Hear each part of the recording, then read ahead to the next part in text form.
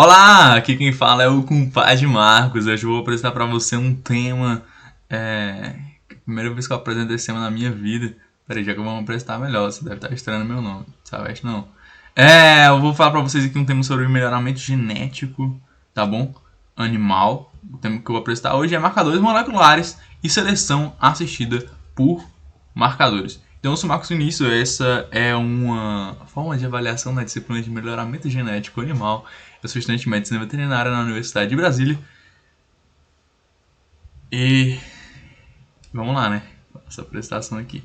Primeira coisa que eu gostaria de justificar é por que eu estou fazendo essa apresentação voltada para esse formato de mapa mental, ao invés de estar fazendo da maneira, aquela maneira clássica de slides, né? Então é porque eu tenho muita preguiça de fazer slides, eu não gosto daquilo. E aqui pelo mapa mental eu tenho certeza que você vai ter uma ótima experiência. Se Deus quiser, eu vou conseguir apresentar para você tão bem ou melhor do que se eu mesmo estivesse fazendo em formato de slides. Tudo bem? Então vamos ter um pouquinho de paciência aí até eu começar a revelar os braços aqui desse mapa mental. Pois bem, o nosso tema é marcadores moleculares e seleção assistida por marcadores. O meu principal referencial para essa apresentação foi esse livro aqui do Jonas Carlos Campos Pereira, Melhoramento Genético Aplicado à Produção Animal. Li a partir ali do capítulo 24, um capítulo ali com mais de 40 páginas. É isso aí, ó. Tô com ele aqui do meu lado, graças a Deus. Achei no lixo esse daqui. Mas vamos lá. Tava no lixo mesmo. E aí eu falei, eu vou salvar esse negócio. Então vamos começar aqui introduzindo vocês a questão dos marcadores moleculares, para logo em seguida nós podemos falar da seleção assistida com marcadores. Tudo bem? Ótimo, vamos lá. Marcadores moleculares. Primeira coisa que eu gostaria muito de explicar aqui, deixar bem claro aqui, marcadores moleculares são formas, são variedades. É um conjunto dentro de um conjunto maior chamado conjunto de marcadores genéticos. E agora nós vamos ter uma noção do que são e qual a abrangência desses marcadores genéticos aqui, tudo bem? Então, o que é um marcador genético? É qualquer elemento capaz de diferenciar ou caracterizar um indivíduo e que seja reproduzido na descendência. Ou seja, é um elemento de um indivíduo que a gente consiga observar no presente estado do indivíduo, na atualidade que nós estivemos trabalhando com ele, e que siga as leis da genética mendeliana. É justamente o que estava escrito aqui. E se, claro, segue as leis da genética mendeliana, esse tipo de coisa é observável, ele também sofre influência do meio. Então segue sendo válida aqui para os termos em que a gente vai apresentar aquela questão de que, o genótipo mais transformações do ambiente é igual o fenótipo ali, ou seja, vai ter o ambiente vai continuar estando influenciando essas questões dos marcadores genéticos também, tá bom? Então vamos lá. Quais tipos de marcadores que eu tenho para apresentar aqui para vocês?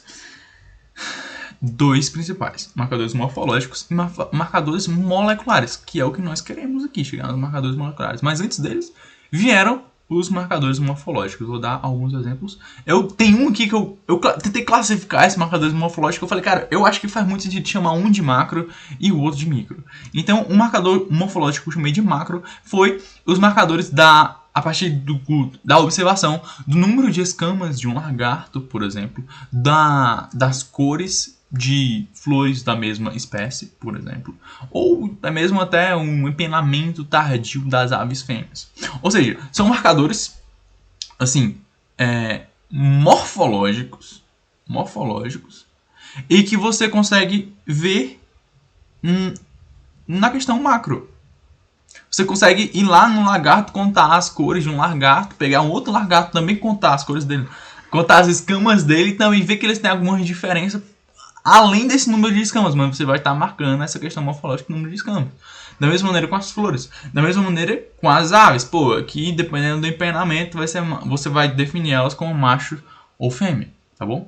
E a questão aqui dos marcadores do micromarcadores morfológicos é algo que eu tenho a questão do cromossomo.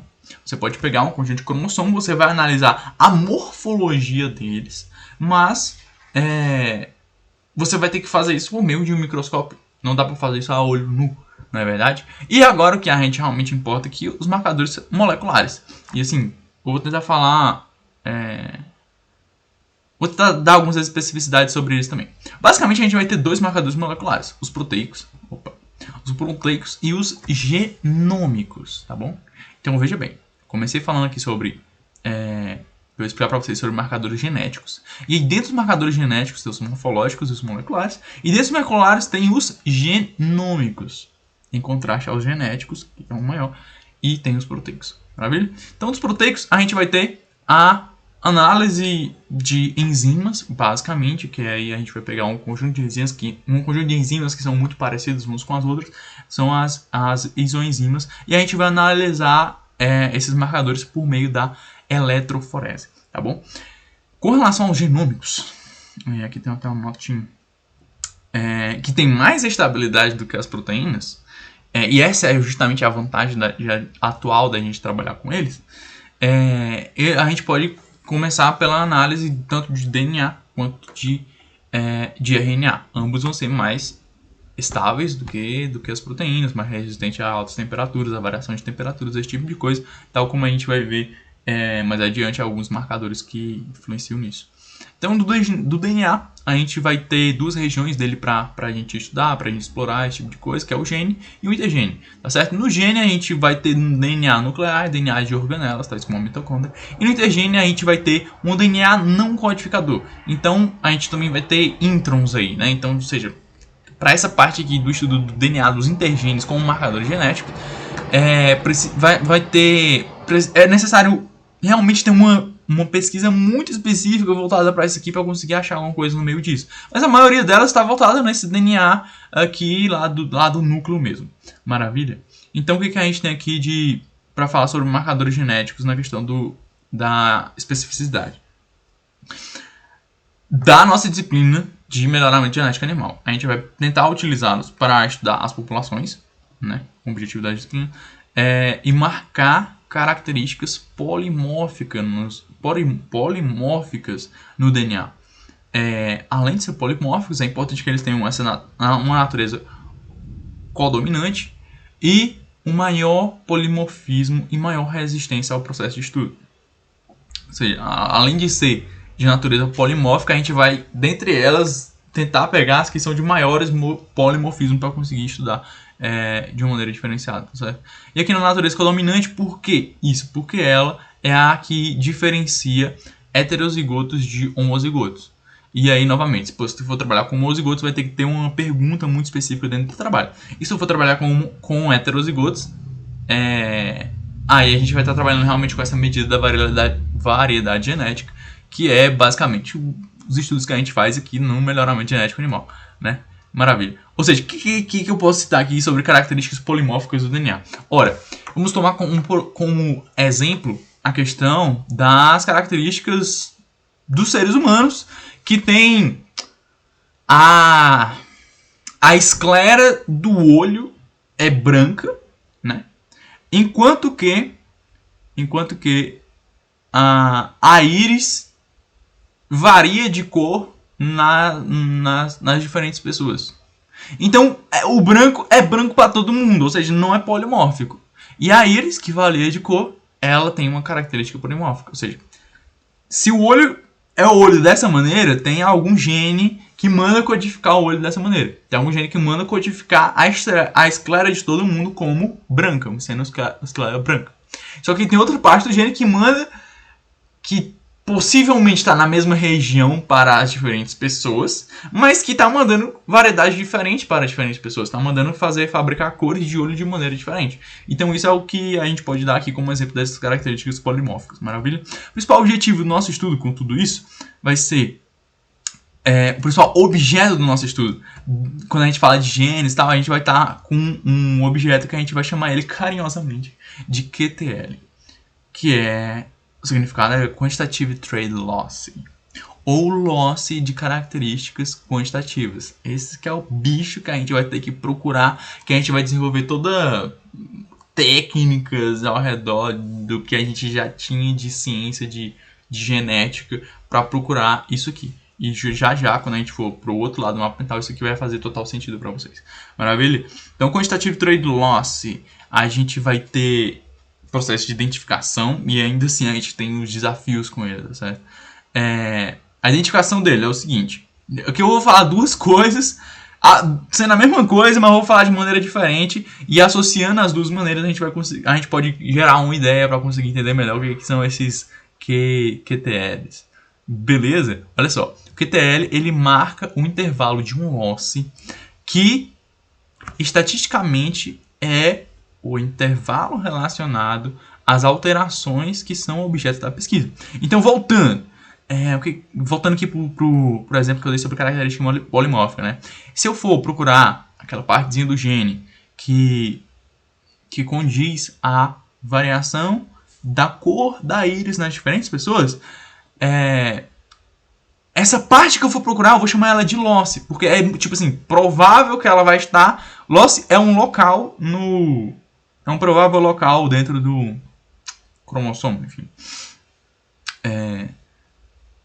Então esse provável local ele pode variar. E aí eu tenho que procurar o começo e o fim dele. E nessa procura do começo e fim quando eu achar isso, eu vou chamar isso de QTL, beleza? Então a gente também pode entender assim, os QTLs eles associam dados sobre, para achá-los, né? A gente associa, para identificá-los, a gente associa dados sobre uma região genômica e sua variedade fenotípica nas populações segregantes, tá certo?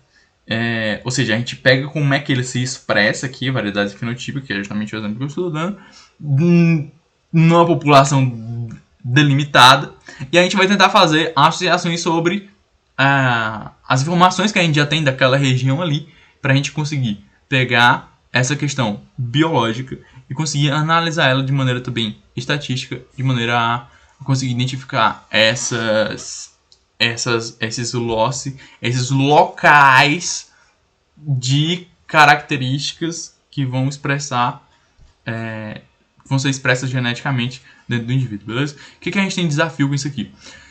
É que justamente os losses podem variar muito. E eles podem variar desde diferente dentro de raças. Aí você imagina, você pode variar dentro de raça, quanto mais entre espécies, ou quanto mais dentro de gêneros, né? Então, quanto mais aberto assim, fica mais difícil essa questão do estudo. Mas também pode variar dentro de famílias. Pode variar dentro de, mesmo que seja de mesma família, mas família em ambientes diferentes, ele também pode variar essa minha localização desses losses, tá bom? Então é por conta disso que, assim, às vezes essa ciência aqui, estudar isso aqui é tão difícil, é tão desafiador, tá certo? Exemplos de aplicação geral aqui, para a gente começar a criar uma ideia e depois a gente dar exemplos mais específicos, beleza?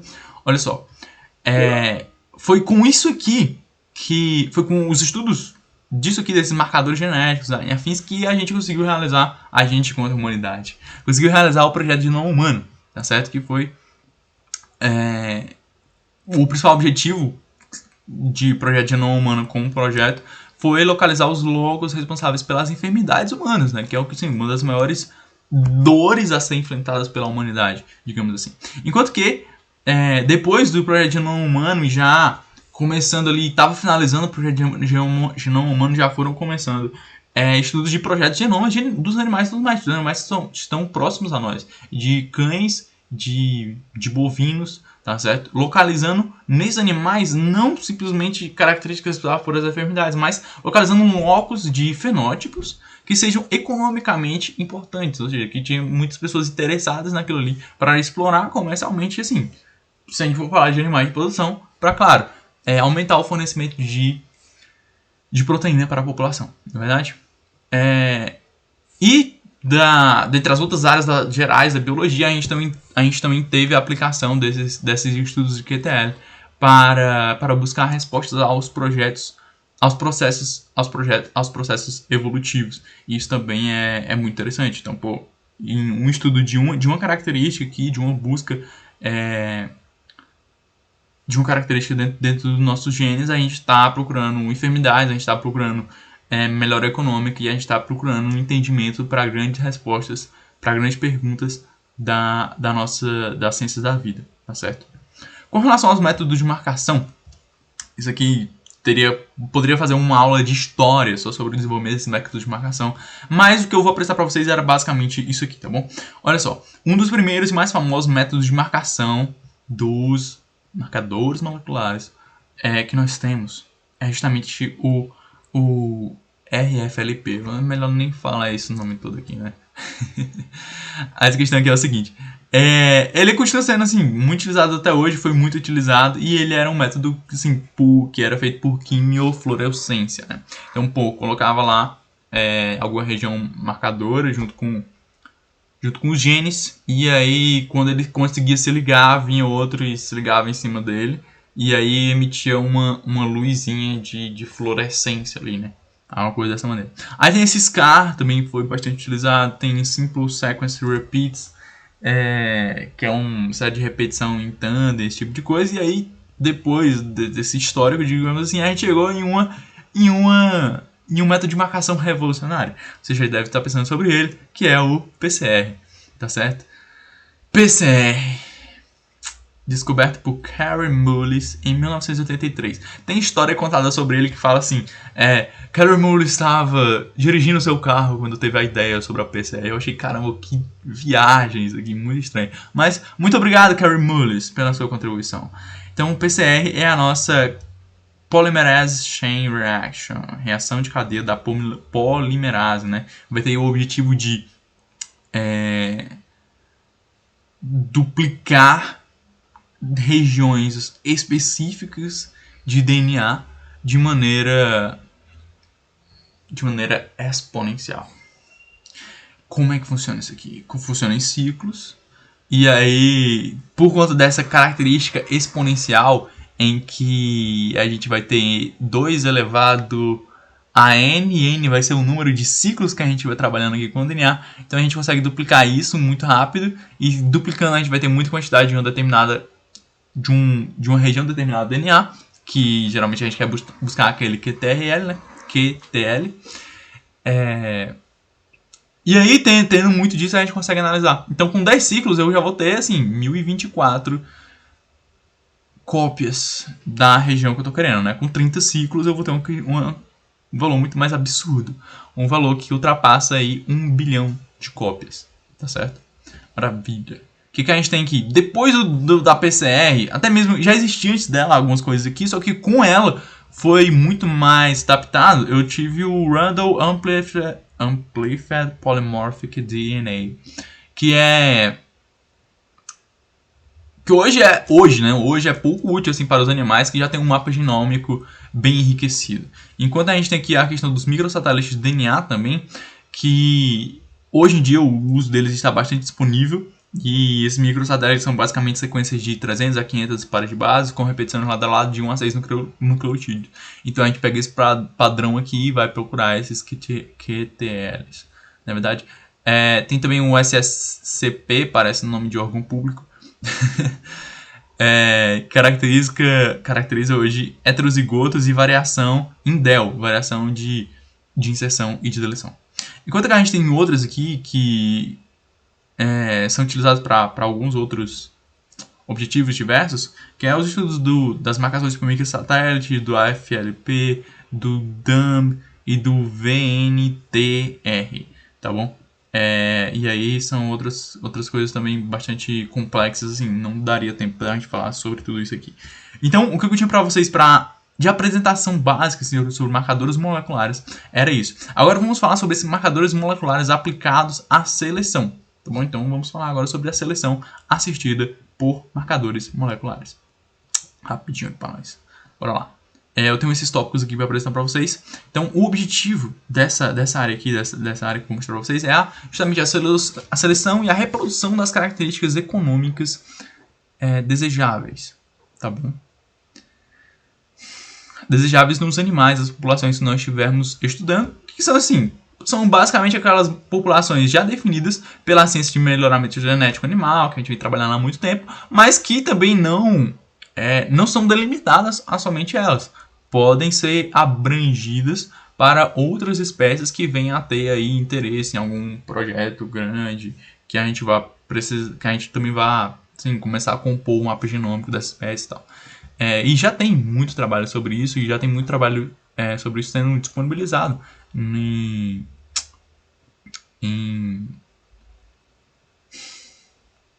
grandes sites que oferecem essas informações desses marcadores dos estudos genômicos para nós. Maravilha? Então, quais são os pressupostos que a gente tem quando a gente trata desse tema aqui? A gente trata daquelas questões mais básicas já da genética. Olha só, as características dos animais que são comerciais, elas são controladas por uma variedade de genes e por esses genes sofrendo efeitos ambientais, tá bom? Então a gente tem que ter isso aqui em mente. Porque quando a gente tem isso aqui em mente, que a gente tem uma variedade de genes determinando a mesma característica comercial, e além dessa variedade a gente vai ter também uma variedade de efeitos ambientais também influenciando essas características ambientais, é que quando a gente for pegar as técnicas da seleção por marcadores, a gente ainda vai ter que ter auxílio de técnicas anteriores. A gente jamais pode deixá-las de lado, assim. A gente vai ter que ter auxílio ainda do método tradicional de seleção para trabalhar com isso aqui, tá bom? Então, o que é esse método de seleção? Vai procurar estimar o valor cumulativo dos genes, sem conhecer com precisão o peso de cada um deles. Mas a vantagem é que ele vai fazer análises quantitativas em cima do animal que realmente está vivo, assim, está construído totalmente, ao invés de estar trabalhando com assim, um aspecto de uma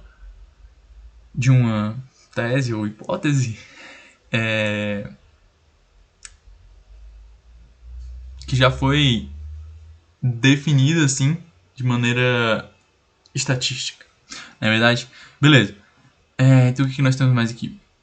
Estima esse valor cumulativo e aí consegue selecionar por observações fenotípicas as características de alta herdabilidade, tá bom? E aí, nessa questão desse método tradicional, selecionando alta herdabilidade, teve muito melhoramento, teve muito avanço na ciência, só que a gente ainda ficava com aquela dor que estava para ser sanada, e as características de baixa herdabilidade. E é justamente para elas que nós temos que trabalhar com essa seleção assistida com marcadores. A herdabilidade é aquele valor que visa relacionar os pesos das variâncias genotípicas e das variâncias fenotípicas, tá bom? Então, só para além de a gente lembrar aqui, as genotípicas a gente vai ter sendo composta por variâncias aditivas de dominância e epistasia. Então algumas dessas a gente não vai controlar e algumas dessas a gente estima por meio diferentes, né? A aditiva é aquela que é herdada. Essa variância genotípica de dominância é a que vai ser objeto do nosso estudo aqui para esse caso dos marcadores moleculares. E a de epistasia vai ser de certa forma uma limitação no nosso trabalho, né? Quando a gente for ter essas interações epistáticas e tal, a gente não consegue estimar todas elas ou tirar ou suprimir o valor de todas elas para conseguir fazer trabalhos adequadamente só com a questão dessa relação de dominância dos genes, tá bom? Com relação às características fenotípicas, a gente vai ter aquela velha relação, tipo, ela é a característica genética relacionada à característica ambiental. Tá bom? Então, essa seleção assistida com marcadores vai tentar buscar solucionar esses valores, as características econômicas que são representadas por uma baixa herdabilidade, mas que quando a gente consegue fazer esses estudos QTLs para as características econômicas, a gente tem avanços, tá bom?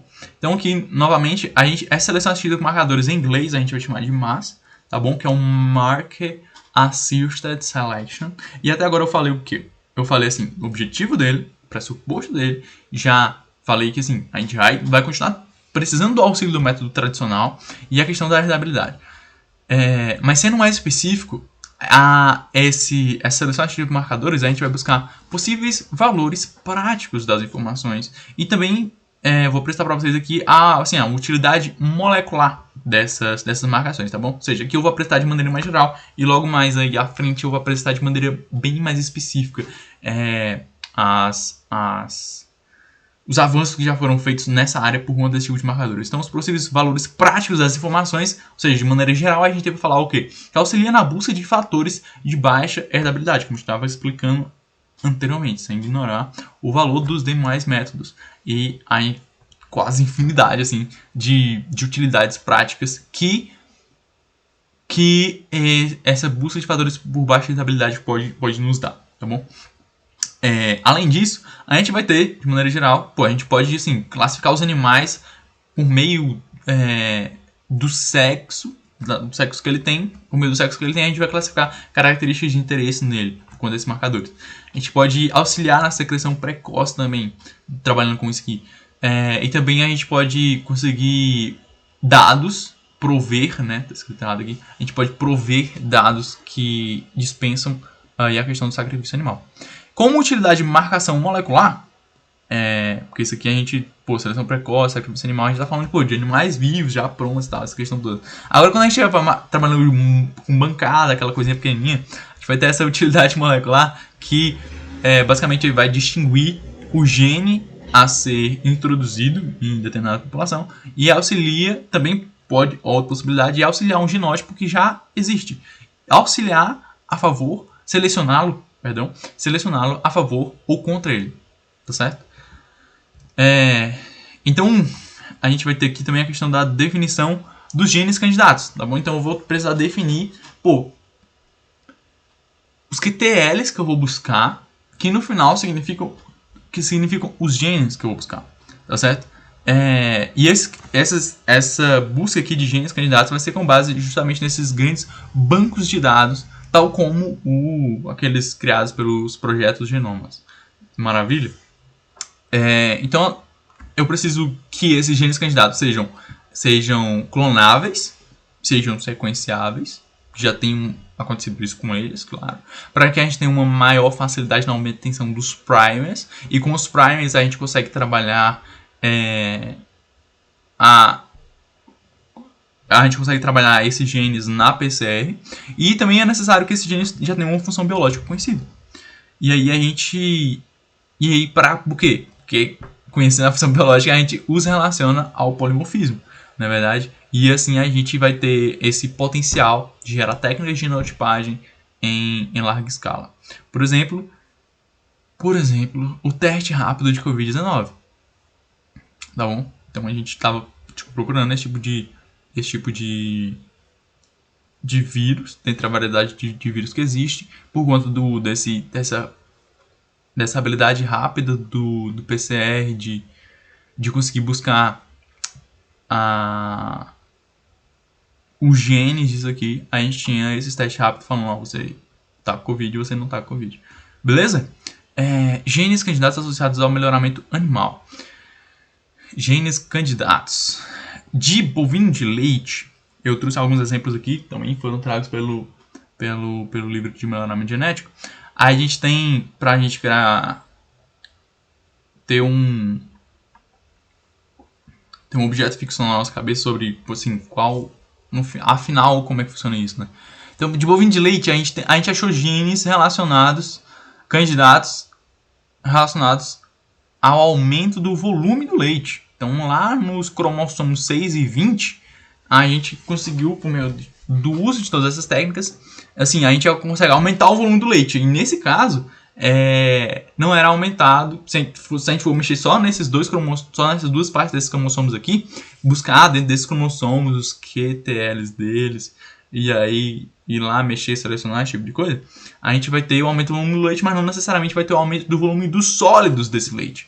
Enquanto que a gente, no cromossomo 9 dos bovinos de leite, a gente achou um gene que aumenta a produção de maneira total, ou seja, aumenta tanto o volume do leite quanto o volume dos sólidos desse leite.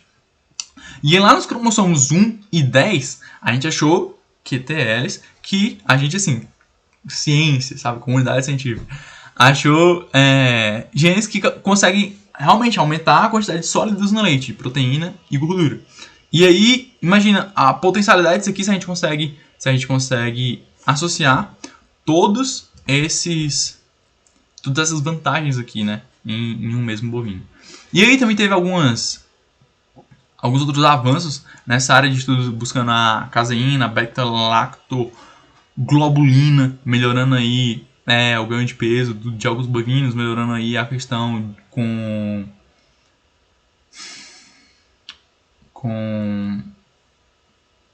humanos mesmo que vão consumir esse leite para que não fiquem alérgicos, esse tipo de coisa. Com relação aos suínos, também tem já uma outra infinidade de estudos aqui com suínos, e aí eu vou citar apenas alguns deles.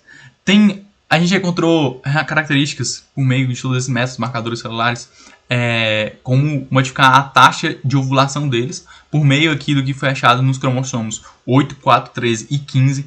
A gente achou forma de marcar o crescimento e a carcaça, o ganho de peso desses animais, o ganho de carne desses animais, lá no cromossomo 3 e 7. No cromossomo 7, em específico, acharam regiões dentro dele que regulam a questão da espessura do ossinho, do peso ao nascer, da marmorização e da cor da carne desses suínos, e também da área de olho de lombo, né? Uma parte nobre assim dessa carcaça do suíno.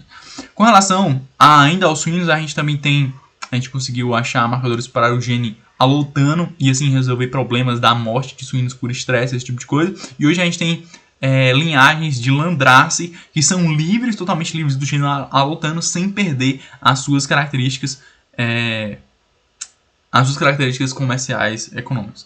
Também teve estudos nessa área dos suínos para genes receptores de estrógeno, principalmente em suínos da raça Meishan, que eles conseguiram, trabalhando com esse gene receptor de estrógeno, eles conseguiram aumentar em até 1 leitão em cada leitegada. Então, são avanços.